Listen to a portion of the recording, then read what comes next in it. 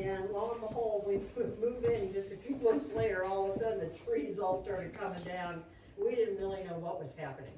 So, we were really surprised that, you know, a developer had bought the property. We had actually inquired, about, seeing if we could buy part of the property from the developer, so that we'd have kind of a bumper zone between ourselves and, all the housing that they were planning. We met with them, but they didn't really wanna sell us the property, you know, they wanna, develop it. So, anyway,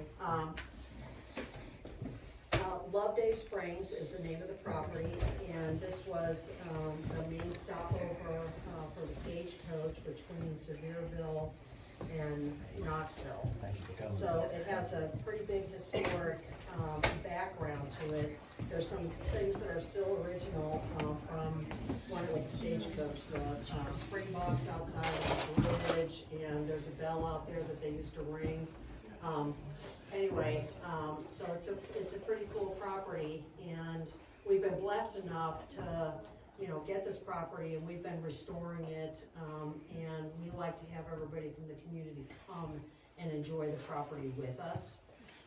So anyway, we kind of wanted to talk to you guys a little bit about the things that we think make this project across the street not very appealing. One of them, one of the things that we think make it ill-suited for development is the proximity to this industrial park. We kind of talked about this a little bit, and today, after we're done with this presentation, we'd like to just kind of take a little drive up there so you can see for yourselves how close it's going to be to where the houses are planned. And there is a sandblaster right on the corner, right here. And when he hits his machines, I mean, the whole development is gonna hear that sandblasting, and honestly, you cannot hear yourself think. It's really loud. Yeah, so we're right down here.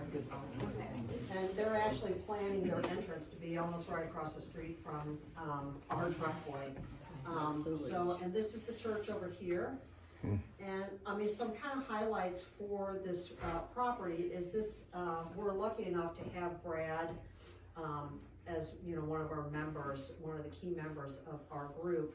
He was a tenant farmer on the property, so he knows everything about the property. He said, this part over here, he said, you can't even drive in here, this is really very marshy. And there's some, streams that run through this property. So there's a stream that runs along here, there used to be a lake right in here. So, and you can see from the vegetation that it really is, you know, it's real boggy down there, and really, it's just, you can't drive your tractor, you'll sink in the mud. And then right, interestingly enough, where the driveway is where the other stream is. And they've done a lot of grading on that stream, and kind of buried it in some places. So we're fairly concerned about the habitat. There's also a bat cave on the property. And we think it should actually be studied to see if it's part of the endangered bats. There are some bats that they're 90% are gone. And so there's no way to tell if these are part of the endangered bats until there's a study. And they haven't done a study, and that, the bat cave is right over here. It's very cool. It's about 30 feet down, and it's about 30 feet square. The kids in the neighborhood, I talked to many of them, and when they were kids, they'd go down in that, in the cave, and you could still see bats flying out of there. I mean, we have bats over here, and I'm pretty sure they're from that same bat cave. So this is the industrial park. And you know, you can really see it when the trees are bare. It's, you know, not quite as bad visually over there, but right down in here is where they're gonna be building all those homes. We think it's, again, not a suitable site for having houses right next to this industrial park. And the sandblasting is right over here at the point. So it just gets everybody, and the people that are up the canyon can hear the sandblasting. I'm not kidding you guys, it's so loud that really you can't hear other people when you're talking to them.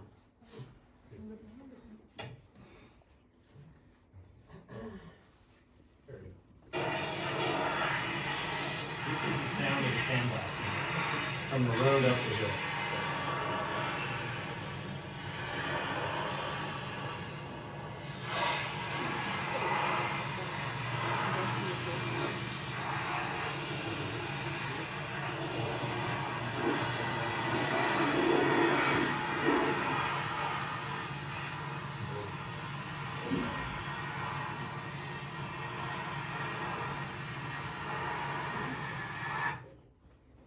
I know for sure, I wouldn't wanna live next to that. I mean, that just makes it, to me, it seems like kind of a no-brainer, it's not a very suitable site, and when people say, well, you know, the discretion of, you know, the builder, you know, that's a marketing, you know, thing, but I can tell you, I think that we have a responsibility to not put people in, you know, in an area that's just not suitable. Or when we hear a developer say, my target price is X, and that seems high or something desirable for a price of a house in a neighborhood, and says something about the quality of the neighborhood, you have to ask yourself, is that realistic, or are we being sold a bill of goods here? Or am I gonna be able to build a $400,000 house, within feet of that noise? Or is that not realistic? Am I inflating that on the front end? Is that the target price? I think that's what we've been told. That's what they told us. I mean, we met with the builder at the very beginning of this, you know, trying to buy part of the property from them. And Brad also met with them because he wanted to buy a part of the property because he touches their property on the upper end. And he's a cattle rancher. So we kind of tried to buy both ends of it, you know, from them to kind of give ourselves a little bumper room from what, you know, what they're planning. But I didn't really know about the sandblasting, honestly, until I was told about it. And when I heard it one day, and I'm like, I got in my car and I just drove up there. I made that recording, just right from the road. I'm not, you know, I'm not down there. But I mean, I've talked to people that live on the ridge, and they said they can't hear each other talking on their porches, their back porches. So I don't think that it's a doable situation.